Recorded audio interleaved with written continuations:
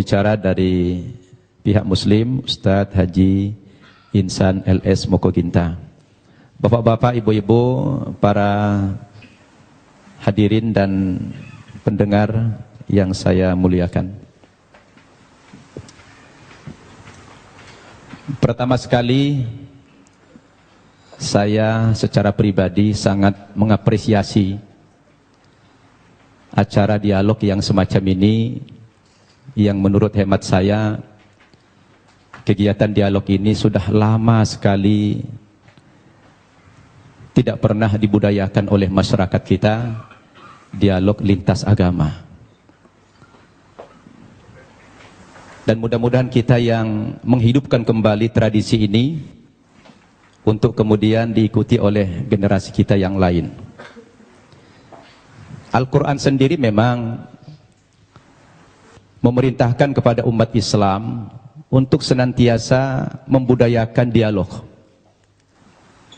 Dan dialog itu salah satu perintah Allah dan juga salah satu metode, salah satu cara untuk menyampaikan misi-misi kita. Al-Quran sendiri yang berjumlah 6.236 ayat kurang lebih, hampir sepertiga berbicara tentang dialog. Apakah itu dialog Allah dengan malaikat, dialog Allah dengan para nabi,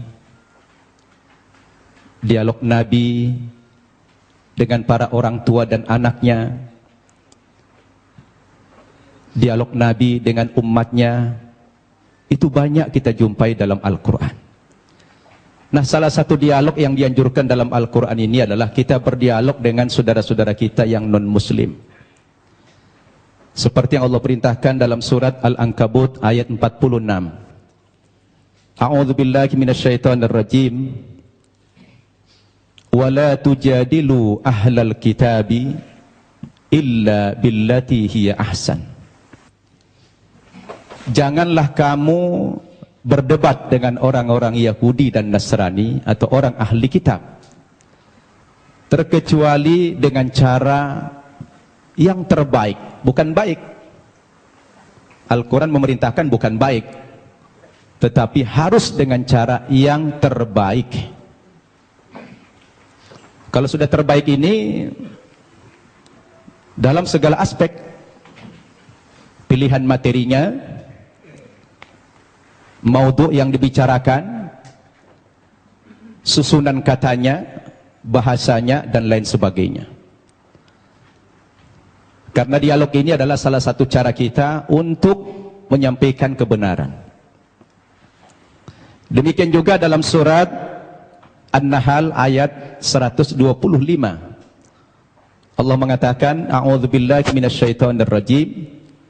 Ud'u ila sabili rabbika bil hikmah wal mau'izatil hasanah wajadilhum billati hiya ahsan. Ajaklah manusia itu ke jalan Tuhanmu, kepada kebenaran, kepada Islam.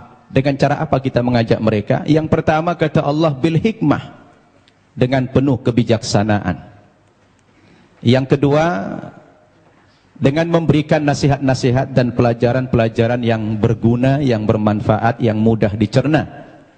Dan yang ketiga, kepada orang yang berbeda keyakinan dengan kamu, kata Allah, wajadilhum billati hiya ahsan. Berdialog atau berdebat dengan mereka, tetapi dengan cara yang terbaik, kata Allah. Jadi dialog itu sebetulnya dalam Islam, Pak Tambunan, Pak Tampu Bolon, merupakan perintah agama yang harus dibudayakan. Bahkan Allah sendiri ketika hendak menciptakan manusia ini dialog dulu dengan malaikat. Nah, Allah itu dialog dengan malaikat. Karena cara-cara dialog itu adalah cara yang paling efektif. Oleh karena itu saya melalui mimbar ini, melalui forum ini mengingatkan kita semua, memang dialog itu tujuannya bukan mencari menang kalah. Ya, dialog itu bukan mencari kemenangan atau kekalahan, tetapi dialog itu sebuah sarana kita untuk menyampaikan kebenaran, untuk dakwah. Itu makanya dakwah dalam pandangan agama Islam, Pak Tambunan, Dakwah itu tujuannya adalah mengajak. Begitu juga Pak Tampu Bolon ceramah. Saya tadi membayangkan Bapak berdua ini mempresentasikan materinya dengan hujjah, dengan dalil-dalil yang jelas. Justru malah terbalik, yang paling banyak bicara Alkitab malah Pak Insan dari Muslim.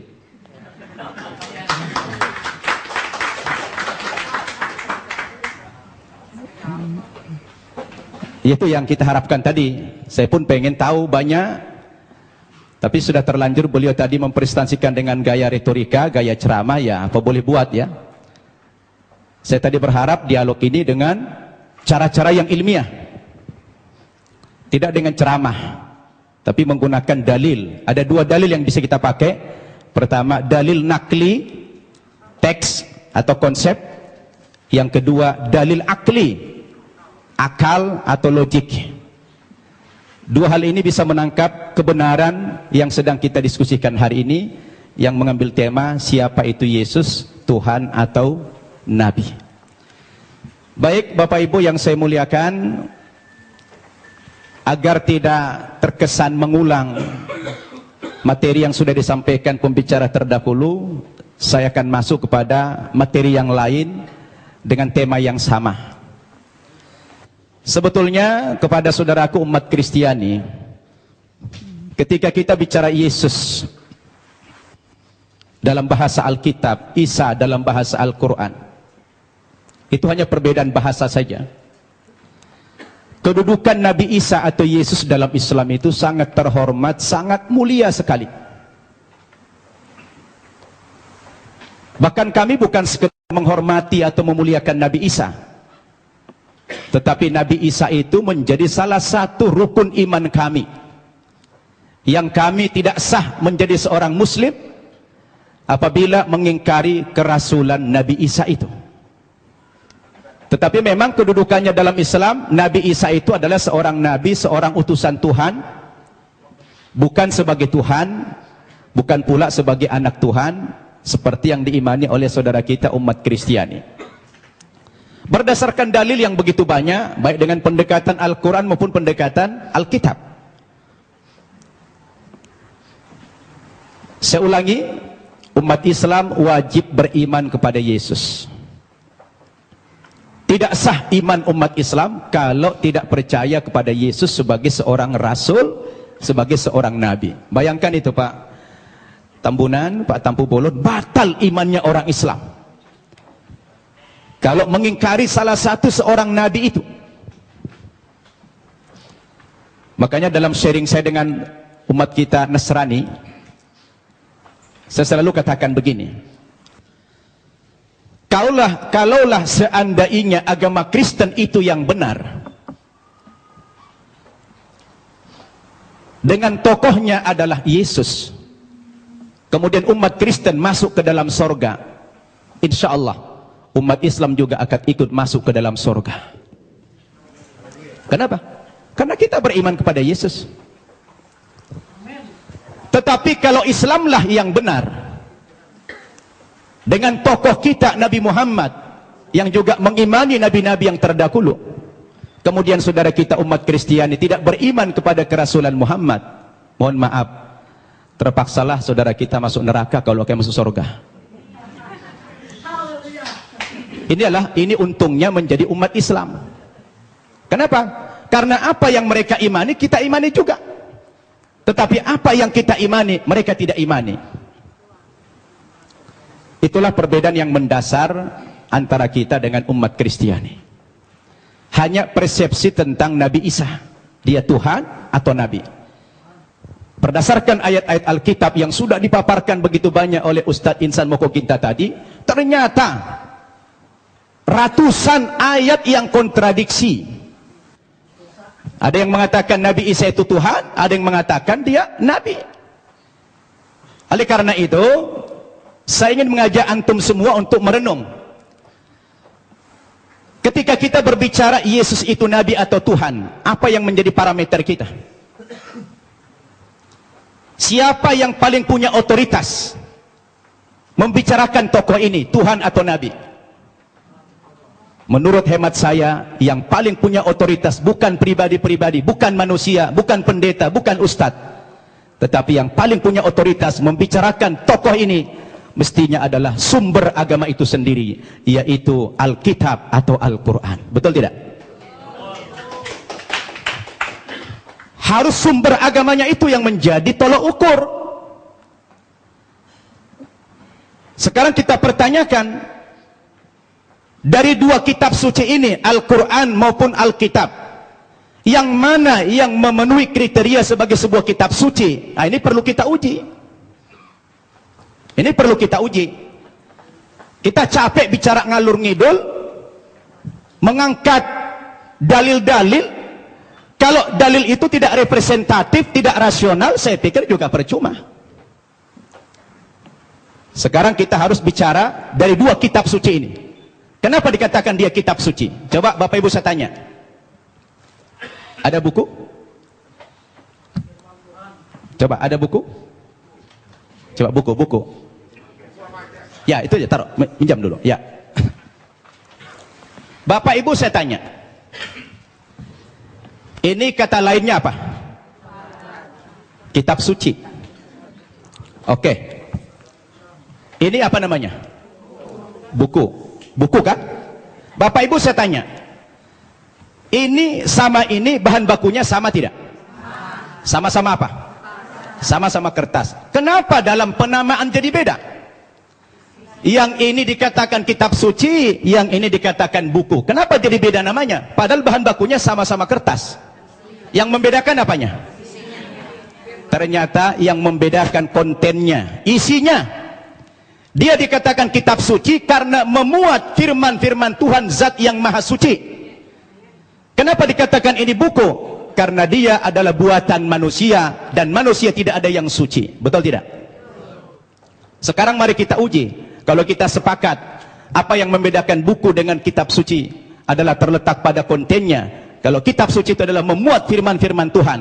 Ketika kita uji Bapak Ibu, 5 kriteria minimal kalau kita ingin menguji apakah kitab suci itu benar apa tidak. Yang pertama, sebuah kitab suci itu akan dikatakan benar apabila dia murni datang dari Allah, 100% datang dari Allah, dan tidak ada intervensi manusia di dalam kitab suci itu dalam bentuk kontennya, setinggi apapun otoritas manusia itu.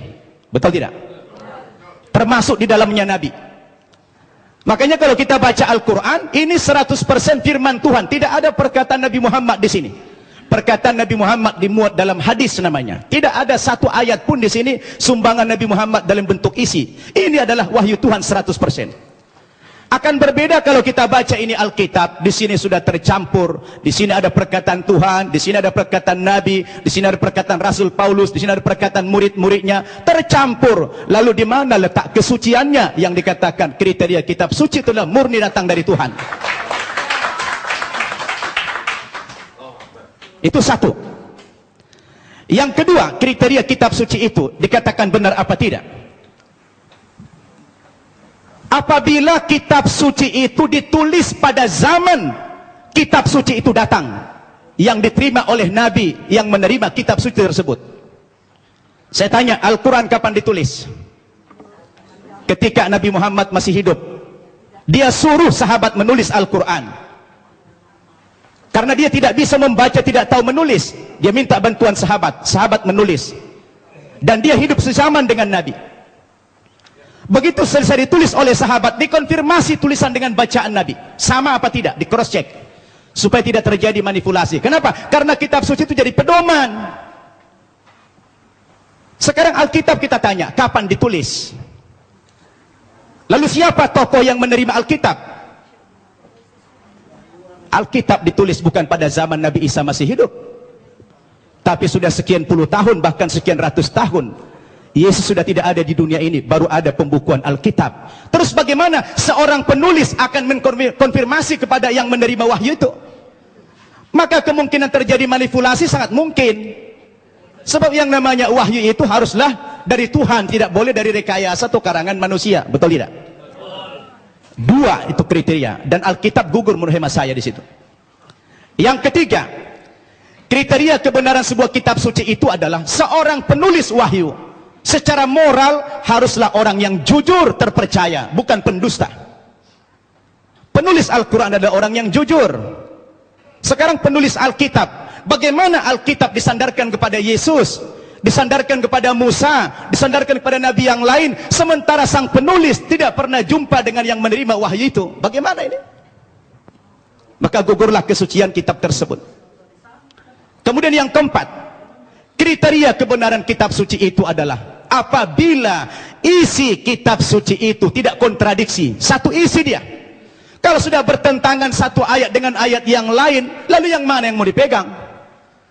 Masa Tuhan menurunkan tuntunan pedoman hidup bagi manusia, tapi manusianya malah bingung. Yang ini mengatakan Yesus Tuhan, yang ini mengatakan Nabi. Loh, yang mana mau diikutin? Ternyata kalau kita baca Alkitab sendiri, tidak pernah kata-kata dari Yesus yang muncul pengakuan bahwa dia adalah Tuhan. Kalau kita baca dalam Injil Markus pasal 12 ayat 28 dan 29, ternyata Yesus sendiri mengatakan Tuhan itu adalah Allah yang Esa. Itu ada dalam Alkitab yang sudah dibaca oleh Pak Insan tadi. Lalu siapa yang mengatakan Yesus Tuhan? Itu Paulus ternyata. Yang mengatakan dia Tuhan itu Paulus, bukan Yesus. Semestinya Yesuslah yang lebih berhak mengatakan kalau dia Tuhan. Rupanya kita baca dalam Alkitab, saya tidak tahu Pak Tampu Bolon sudah baca belum itu. Ya, kalau kita baca dalam Alkitab, ternyata yang mengatakan dia Tuhan itu adalah Paulus. Dalilnya di mana? Dalam Kisah Para Rasul pasal 2 ayat 36. Ya, Kisah Para Rasul pasal 2 36. Apa kata Paulus? Jadi seluruh kaum Israel harus tahu dengan pasti bahwa Allah telah membuat Yesus yang kamu salibkan itu menjadi Tuhan dan Kristus. Coba. Ya, siapa yang mengatakan Yesus Tuhan? Paulus. Kemudian dalam kitab Filipi pasal 2 ayat 11. Dan segala lidah mengaku Yesus Kristus adalah Tuhan bagi kemuliaan Allah Bapa.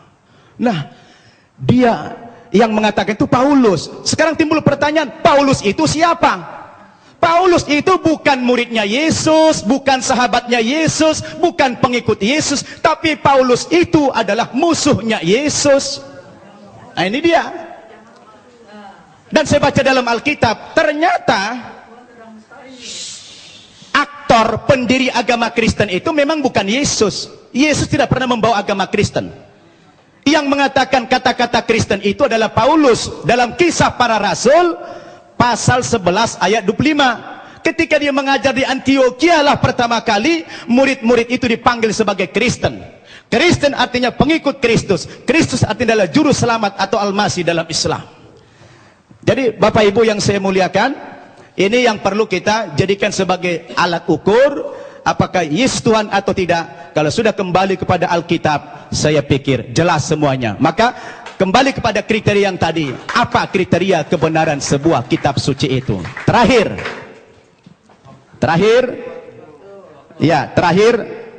kalau saya baca dalam Alkitab, ada beberapa alasan-alasan yang mengatakan dalam iman Kristiani dikatakan dia Tuhan. Yang pertama, rupanya karena Yesus itu lahir tidak punya bapak.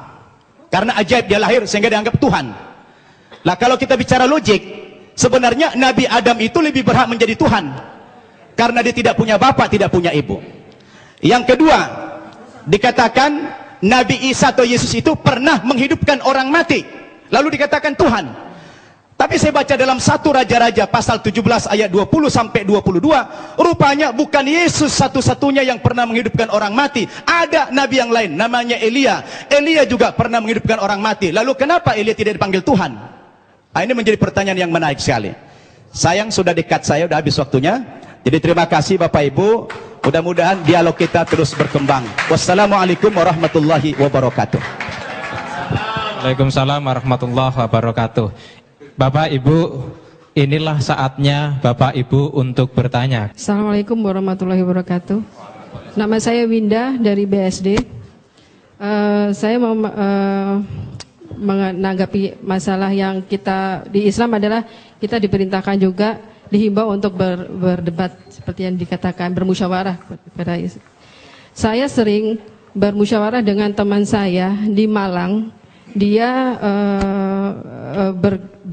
orang Kristiani, bergereja di Betani, dan dia mengaku sekolah pendeta.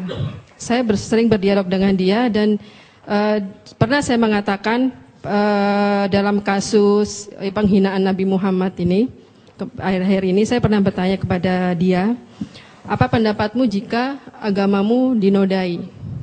Kemudian dia menjawab, Kristen bukan agama. Nah, dari situ saya bertanya-tanya, kalau memang Kristen itu bukan agama, lalu Yesus yang diimani oleh orang Kristiani sebagai Tuhan itu sebagai apa? Sedangkan kalau di Islam kan sudah jelas bahwasanya Islam adalah dinullah, agama Allah, salah satunya agama Allah yang diridhoi Allah. Tapi kok dengan dia berbicara seperti itu, teman saya yang itu bagaimana menurut Bapak dari Kristiani ini? Gitu, makasih. Adalah Allah, dan Allah itu adalah firman. Firman itu adalah roh. Jadi satu, tiga menjadi satu gitu. Jadi di sini dikatakan juga, kalau saya nggak mau berdebat ya. Suami saya juga dulu Muslim. Suami saya Muslim selama 38 tahun pernikahan. Kami menjalani dengan sangat luar biasa.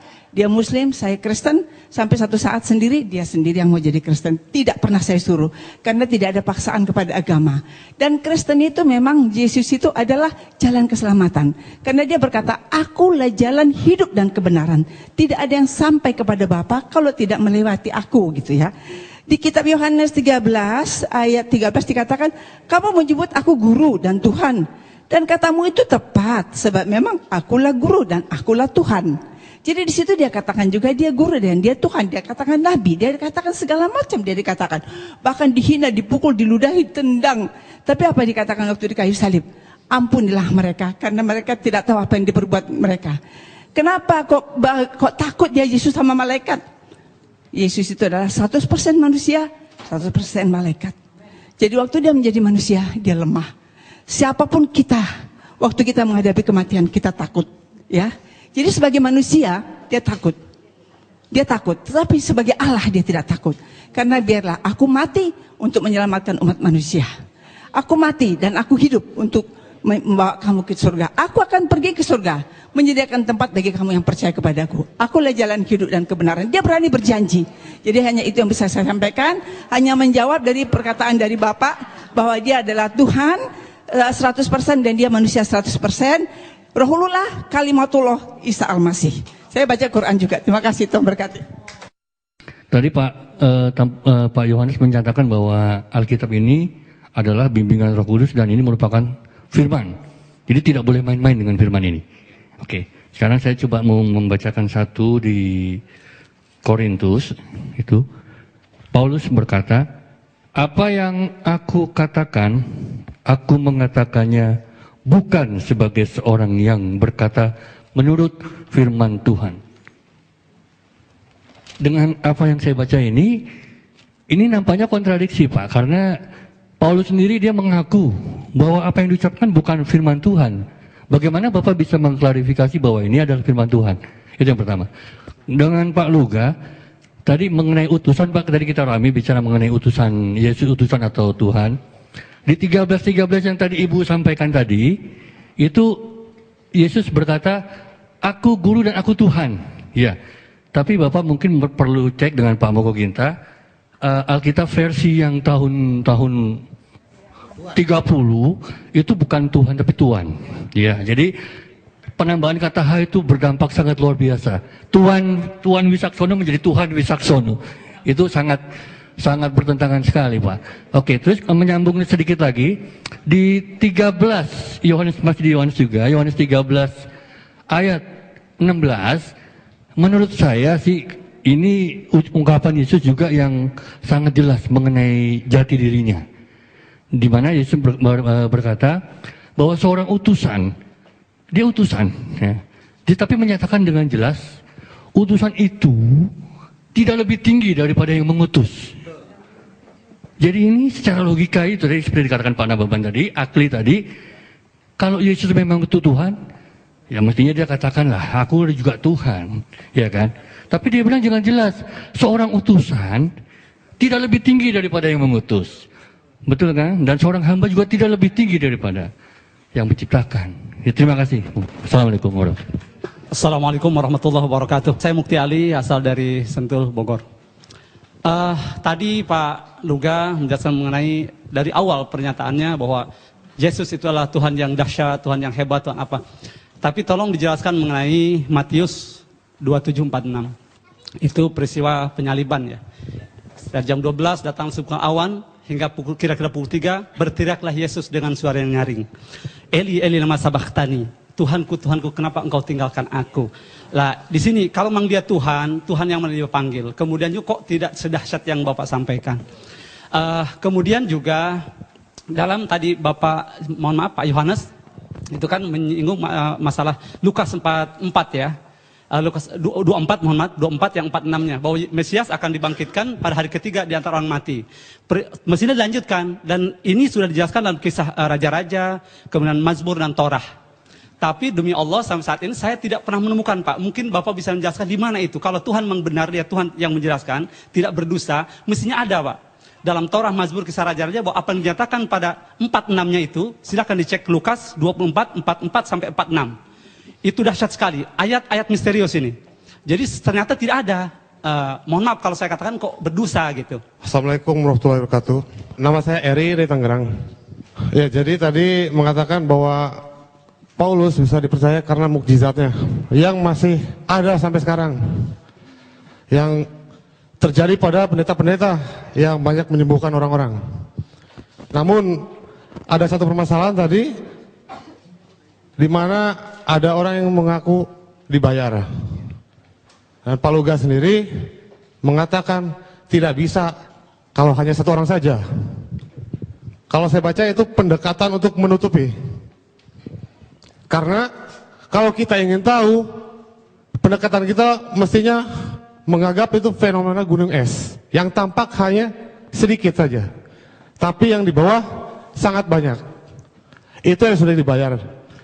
Dan bagaimana yang terjadi pada yang terjadi di Kenya, saudari Esther Mwande oleh pendeta Michael Njoroge, yang mengungkapkan bahwa saya disuruh untuk pura-pura sakit dan sembuh karena dia tidak dibayar akhirnya.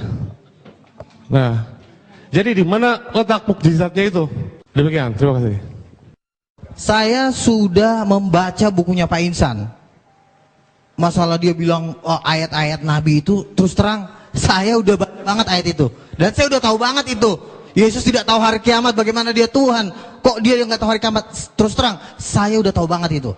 Nah sekarang, saya sedang menunggu-nunggu, Tuhan kapan saya waktunya untuk menjelaskan ini? Saya pengen banget untuk menjelaskan ini. Dan waktunya adalah hari ini. Gitu loh. Jadi artinya terus terang, bukannya saya nggak ngerti, orang mengatakan, Yesus sendiri mengatakan tidak ada nabi ditolak di asalnya. Yesus mengaku dirinya nabi, ya kan? Saya ngerti banget ayat itu. Tapi satu hal ada yang tidak sanggup kalian pahami, karena firman Tuhan berkata bahwa Alkitab itu harus dimengerti dengan Roh Kudus. Daniel 1 ayat 20 dikatakan orang yang bisa mengerti firman Tuhan itu dikaruniai 10 kali lebih cerdas. Artinya membutuhkan hikmat Tuhan yang jauh lebih dahsyat. Bukan hanya sekedar firman Tuhan ditafsir sembarangan, tidak seperti itu. Contoh, tidak pernah Yesus berkata, aku adalah nabi. Tetapi dia berkata, aku adalah anak Allah. Jadi Yesus tidak pernah mengaku nabi. Memang Yesus berkata, seorang nabi tidak diterima di asalnya. Sebenarnya Yesus sedang mengumpamakan dirinya dengan nabi-nabi, karena orang-orang yang di situ belum ada yang menerima Yesus sebagai Tuhan, hanya sebagian. Jadi kalau Yesus mengatakan tidak ada seorang Tuhan, kan artinya Yesus menjelaskan ini, arti ayat ini cuma mengumpamakan nabi itu sebagai fungsi utusan dari Tuhan, karena memang Yesus dari Tuhan, tetapi dia tidak mengatakan aku adalah nabi. Nah, dari mana kita tahu bahwa Yesus tidak pernah mengaku nabi? Rasul Yohanes di dalam Wahyu 19 ayat 16 menjelaskan tentang arti anak Allah. Arti anak Allah bukan nabi, karena pada waktu Yesus datang kedua kali di jubahnya tertulis Raja segala raja, King of Kings. Mana ada raja segala raja? Banyak. Kalau nabi kan banyak. Tapi kalau raja segala raja, raja di atas segala raja, berarti udah nggak ada lagi di atasnya. Berarti dia adalah Tuhan. The King of Kings. Jadi begini, kita tidak bisa menafsirkan kitab para nabi menurut apa kata Ahmed Didat. Karena penafsiran-penafsiran Bapak Insan Mokoginta itu kan diambil dari Ahmed Didat. Hikmat-hikmatnya doktor, profesor, doktor teologi yang nggak bisa buat apa-apa. Jadi penafsiran tentang Yesus harus diteguhkan dengan tanda-tanda mujizat. Bukan hanya bergelar, hanya doktor, profesor ditafsirkan. Contoh misalnya, inilah Nabi Yesus dari Nazaret. Memang banyak orang mengaku Yesus Nabi, tetapi Yesus tadi menolak di Matius 16. Engkau adalah salah satu di antara para nabi. Jawab Yesus apa? Dia diam, dia tidak mengatakan, iya betul kamu mengatakan bahwa aku adalah nabi.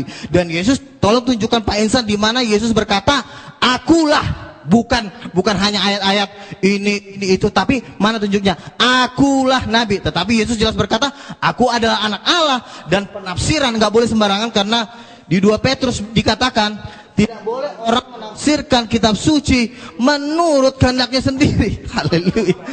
Berikan dulu kemuliaan buat Tuhan. Tuh siapa banget. Mana? 2 Petrus 2:1. Orang basic. Nih. Yang terutama kamu harus ketahui. Aduh, tuh, Tuhan marah kan? Nyalain dong lampunya.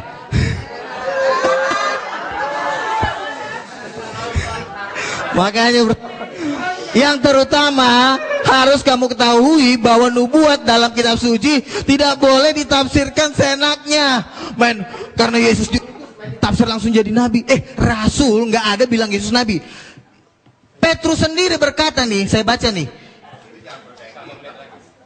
Petrus diurapi Roh Kudus, ya, dan diteguhkan dengan tanda-tanda mujizat. Makanya saya bilang, orang nggak boleh menafsirkan kitab suci kalau tidak diteguhkan dengan tanda-tanda mujizat, nggak boleh. Itu memang hukumnya. Makanya setiap orang yang menafsirkan firman Tuhan harus punya Roh Kudus.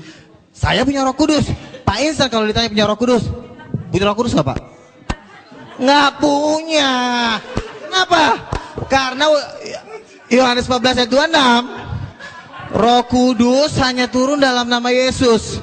Nah, sekarang begini, Yesus tidak pernah mengaku nabi. Baik, tolong audien diam. Oke. Tolong audien diam. Udah. Saya dari tadi Moderator, sebenarnya ya? menjawab pakai logika, tetapi Waktu karena habis. memang kalian belum memahami, jadi kalian bilang saya sosok berceramah. Enggak, kan saya bilang, oke, satu aja, tunjukin Bisa. ayatnya sama saya. Yesus berkata, akulah nabi, tunjukin. Baik, waktu habis. Akulah nabi, bukan penafsiran. Ini penafsiran. Aduh, akulah nabi. Tolong. Udah. Oke. Tolong. Baik, Oke, waktu habis. Terakhir ya. Baik. Tolong diam. Terakhir ya. Copy paste. Sudah Pak Insan, nanti Pak Insan. Pak Pada Insan. waktu Yesus datang yang kedua kali, di jubahnya tertulis bukan nabi Pak, tapi raja segala raja, bukan nabi. Masa di jubah Yesus tertulis nabi? Makanya Sudah. Waktu Wahyu Ibu 19 sudah habis. 16. Waktu Bapak sudah habis. Silakan. Sudah. 19 ayat 16. Enggak selesai. Nanti setelah acara.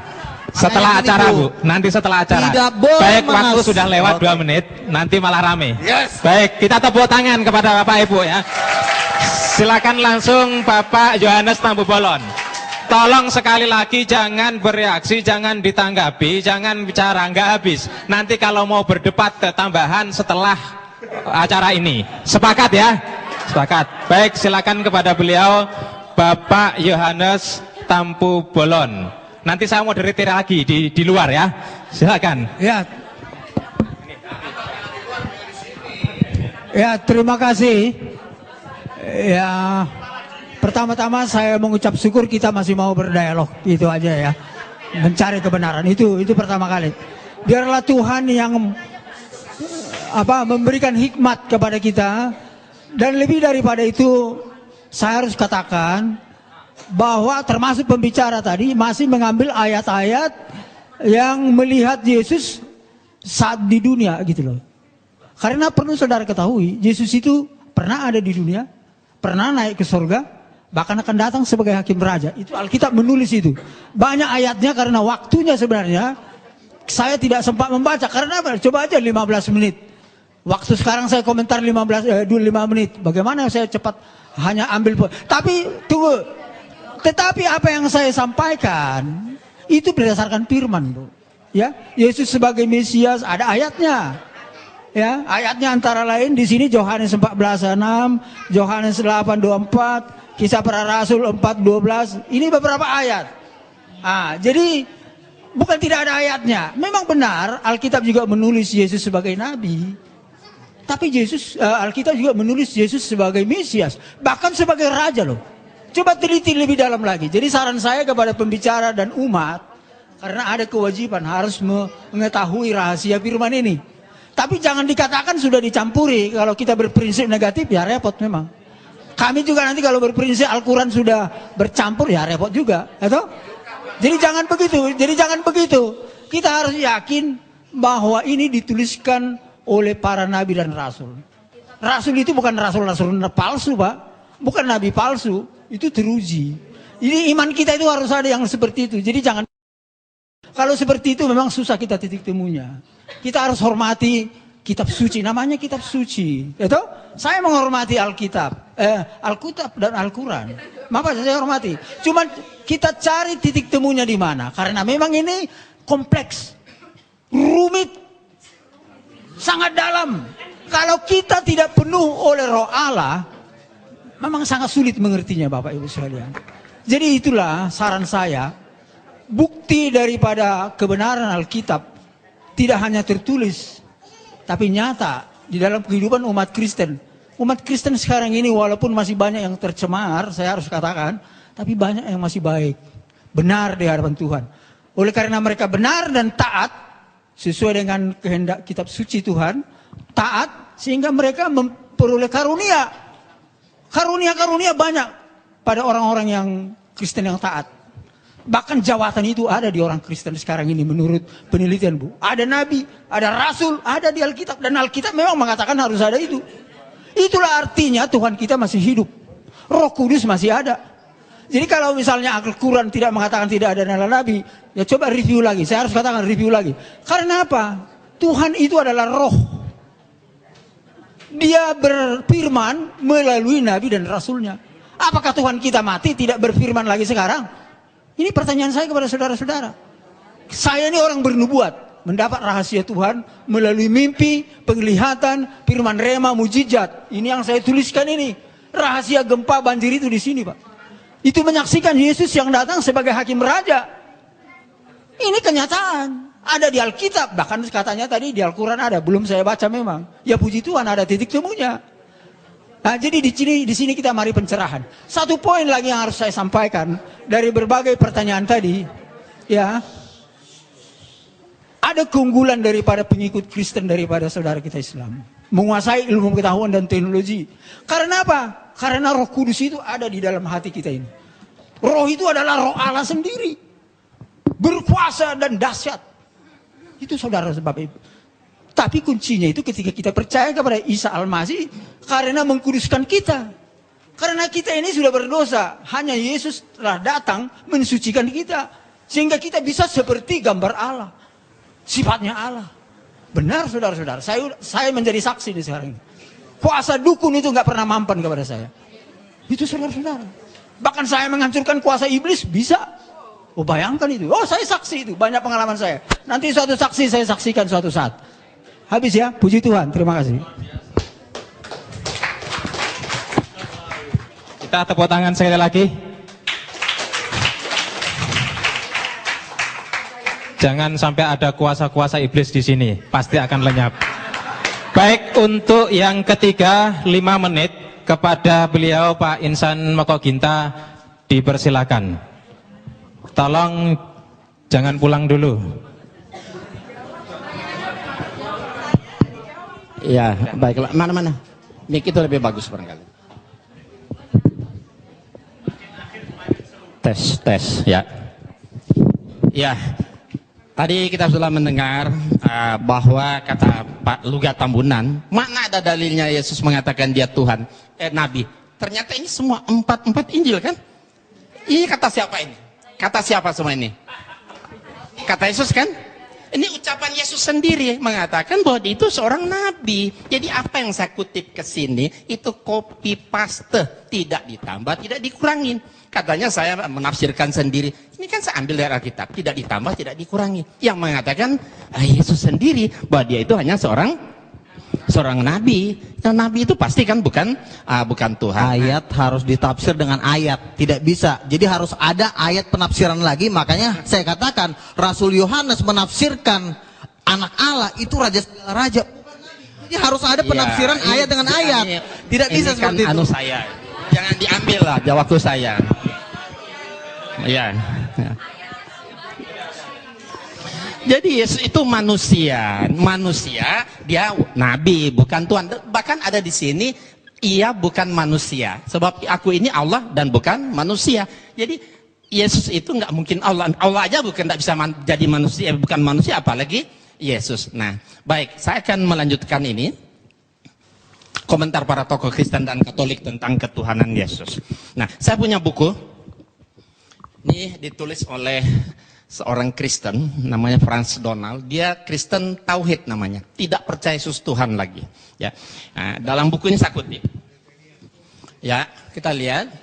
Komentar dan berani para tokoh Alkitab dalam seminar diskusi intelektual keilahian Yesus Kristus dari perspektif Alkitab. Nah, kita lihat pertanyaannya, mana yang benar? Yesus Kristus itu anak Allah atau Allah anak atau keduanya atau lainnya?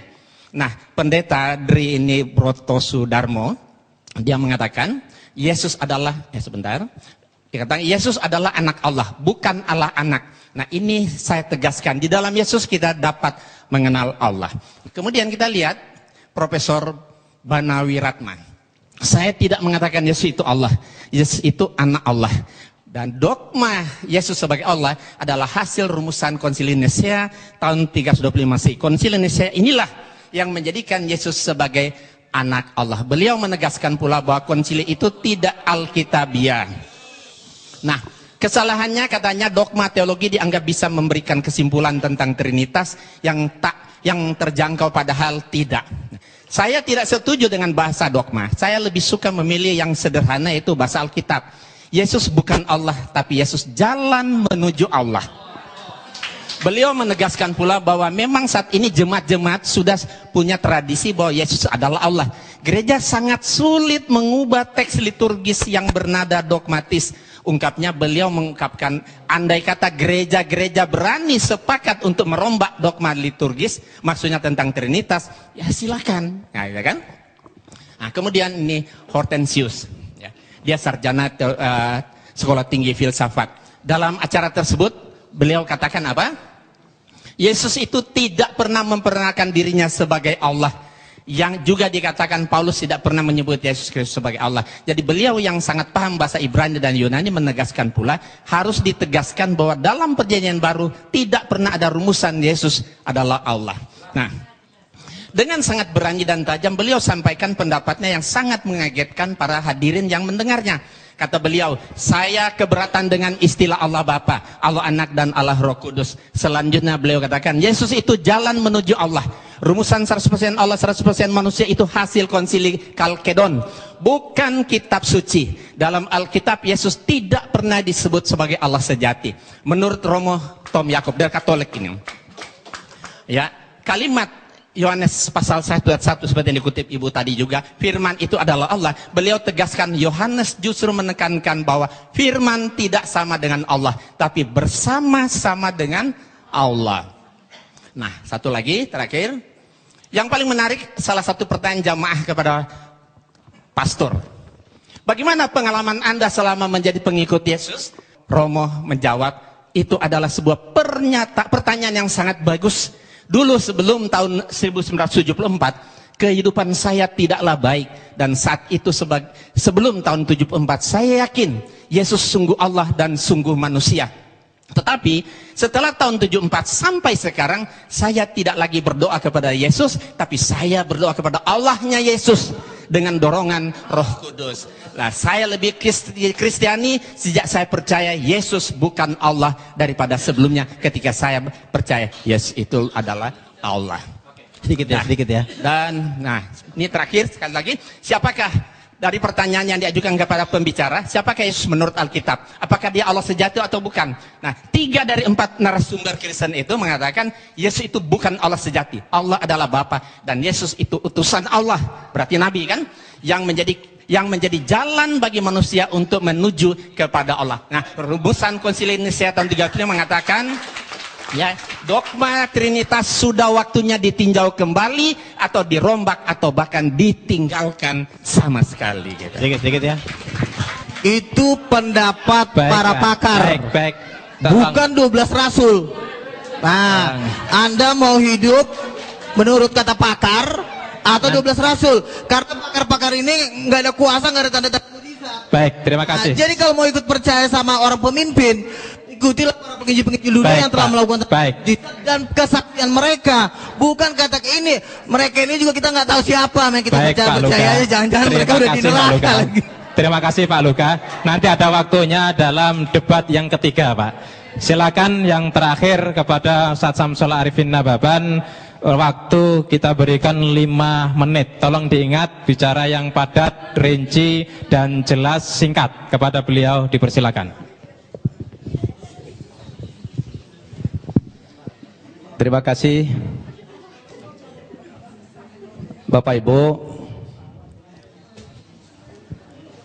Sudah kupas tuntas semua jawaban-jawaban dari pembicara. Saya hanya ingin tegaskan kembali bahwa Pak Tambunan maupun Pak Tampu Bolon lebih banyak berbicara dalam dialog ini dengan mengembalikan kepada dogma saja. Semestinya kita dialog begini harus dialog konsep. Jadi kita semua kembali mengacu kepada nas. Dan kita semuanya pakai copy paste. Tapi Bapak berdua tadi selalu mengembalikan kepada dogma. Jadi atas bimbingan Roh Kudus. Dan tanpa diperinci apa itu Roh Kudus dan siapa itu Roh Kudus. Mengambang.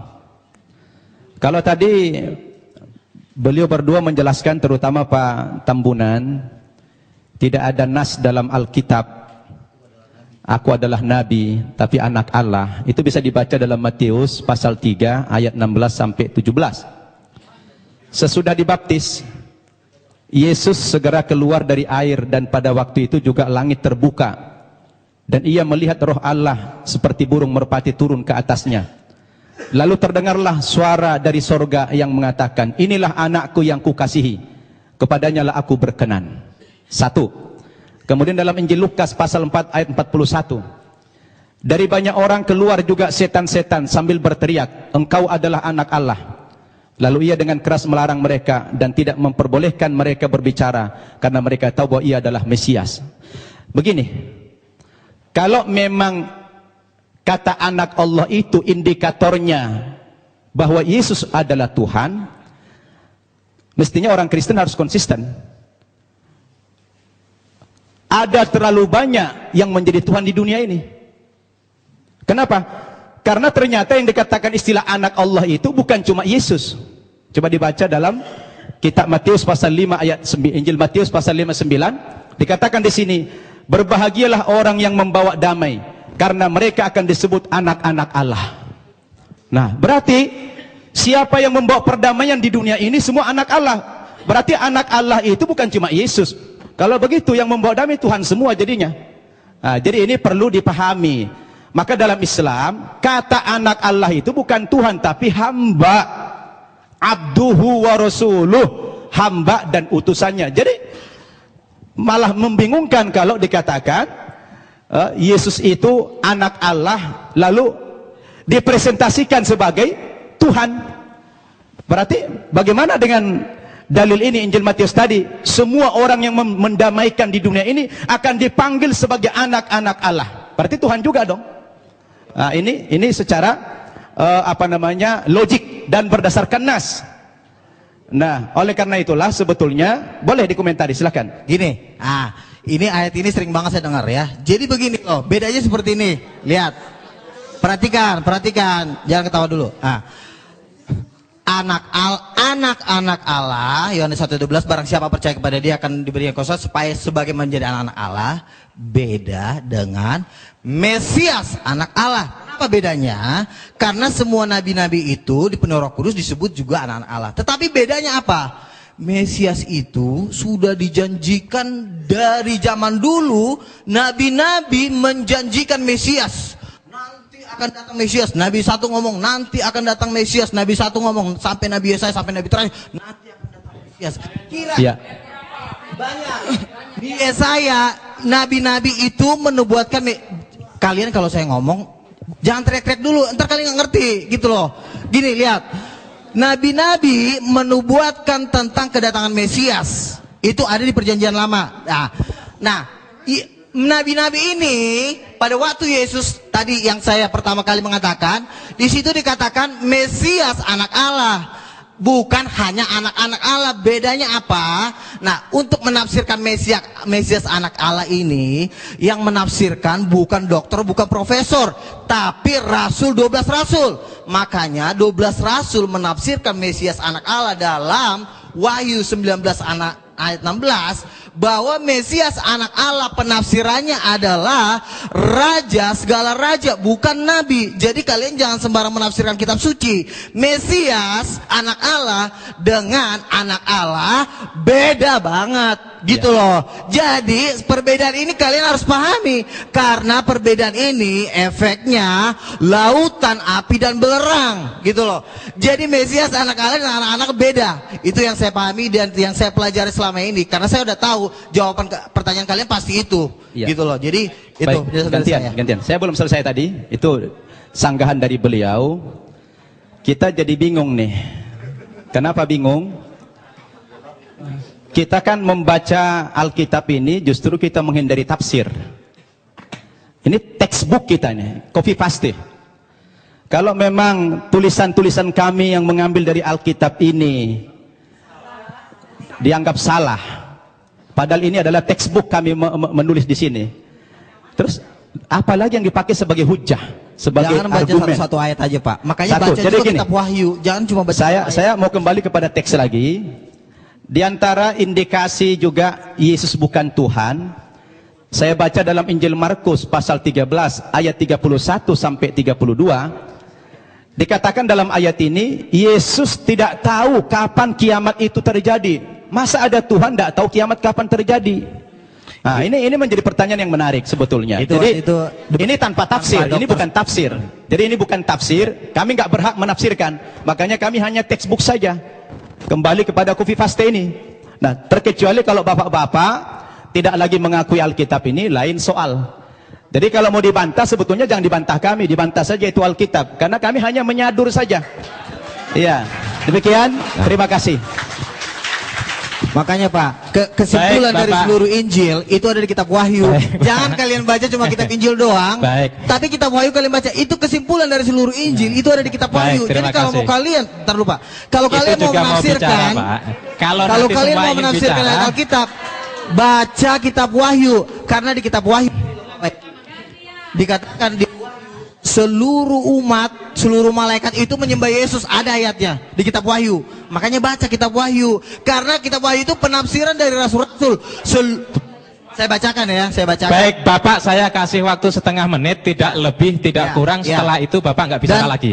Wahyu setengah menit ya, Wahyu 5 ayat 11, maka aku melihat dan mendengar suara banyak malaikat di sekeliling tata makhluk-makhluk dan tua-tua, itu jumlah mereka berlaksa-laksa.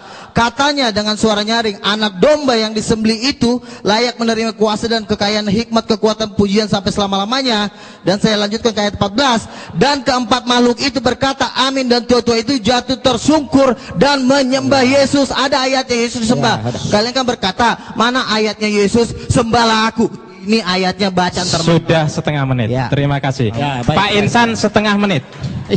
Ya, sebenarnya kitab Wahyu yang menjadi rujukan beliau itu, udah. Wahyu kepada Yohanes itu mimpi.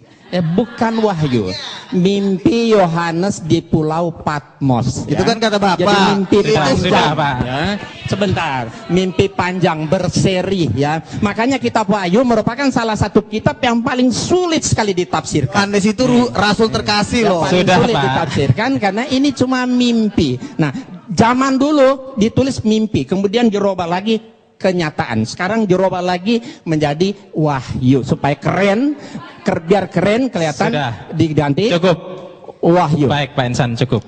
Kita tutup. Karena bukan mencari kemenangan dan bukan mencari kekalahan. Masing-masing berdakwah kepada yang lain. Silakan yang umat Islam itu tadi dengarkan, renungkan terhadap Bapak Luga Tambunan dengan Pak Johannes Tampu Bolon. Yang Nasrani silahkan renungkan. Terima kasih kepada Ketua Panitia yang menyelenggarakan acara ini, cukup sukses Pak Ketua. Kemudian kepada para pembicara Ustadz Samsul Arifin Nababan, Bapak Insan Moko Ginta, Bapak Luga Tambunan yang saya suka semangatnya ini, masih muda. Kemudian Bapak Johannes Tampu Bolon yang lebih bijak, santai, tenang, dan juga semua audien yang hadir di sini, semoga seluruhnya mendapatkan hidayah dari Allah Subhanahu wa taala. Terima kasih dari kami. Billahi taufik wal hidayah. Assalamualaikum warahmatullahi wabarakatuh.